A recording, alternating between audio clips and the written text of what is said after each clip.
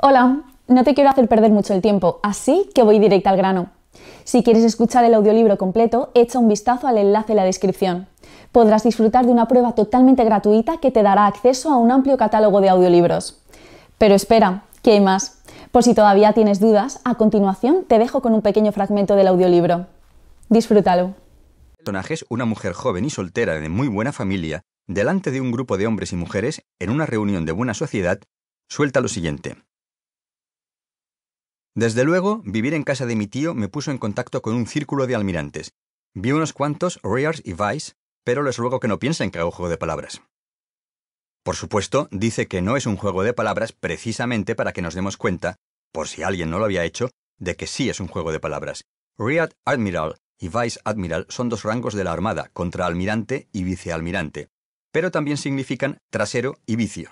Es una clara alusión a la homosexualidad en los largos viajes en barco.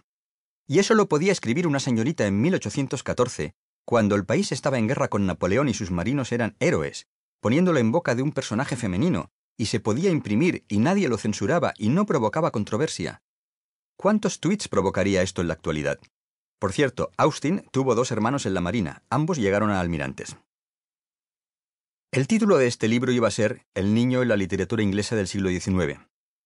Era un título demasiado largo para la moda actual, aunque no para la del siglo XIX. Algunos de los libros que vamos a comentar se conocen y publican en la actualidad con títulos abreviados. David Copperfield se titula en realidad La historia personal, aventuras, experiencia y observación de David Copperfield, el joven de Blanchardstown Rookery, que él nunca tuvo intención de publicar bajo ningún concepto. Era un título que podía asustar a algunos potenciales lectores, por si ya no asustase lo bastante la sola mención del término literatura. Y era también un título que probablemente acabará siendo inexacto. No conozco lo suficiente sobre otros siglos u otras literaturas para llenar un libro entero, así que lo poco que puedo decir sobre el niño en la literatura española, francesa o italiana tendrá que acabar también en este libro. ¿Por qué literatura? ¿Por qué inglesa? ¿Y por qué del siglo XIX? Porque en aquella época y en aquel país se escribieron algunas de las mejores novelas de todos los tiempos, o al menos algunas de las que a mí más me gustan, por la importancia de sus temas y la complejidad de sus tramas, por sus profundas descripciones del carácter y de la naturaleza humana, por su humor socarrón, por las largas digresiones y reflexiones de un narrador omnisciente que parece desterrado de las novelas actuales, por la barroca construcción de sus frases llenas de cláusulas subordinadas, que a veces te obligan a volver al principio del párrafo, varias líneas más arriba, para retomar el hilo perdido. Porque más de una vez me ha dicho mi esposa que soy un hombre del siglo XIX, porque me gusta la época, el lento triunfo de la razón sobre la fe, de la ciencia sobre la superstición, de la democracia sobre la tiranía, el ascenso de la clase media, el progresivo respeto de los derechos humanos, sus certezas morales, su lucha por la justicia, su confianza en el progreso. Porque los autores ingleses del siglo XIX sabían muy bien que el hombre es hijo del niño y que no se puede comprender a una persona adulta sin conocer al niño que fue, y por tanto muchas obras de la época comienzan en la infancia de los protagonistas. Pip tiene 7 años en el primer capítulo de Grandes Esperanzas, Catherine tiene 10 cuando comienza la abadía de Northanger, Jane Eyre 10 años, la pequeña Nell de la tienda de antigüedades aún no ha cumplido los 14. Oliver Twist comienza en el parto, David Copperfield en el embarazo.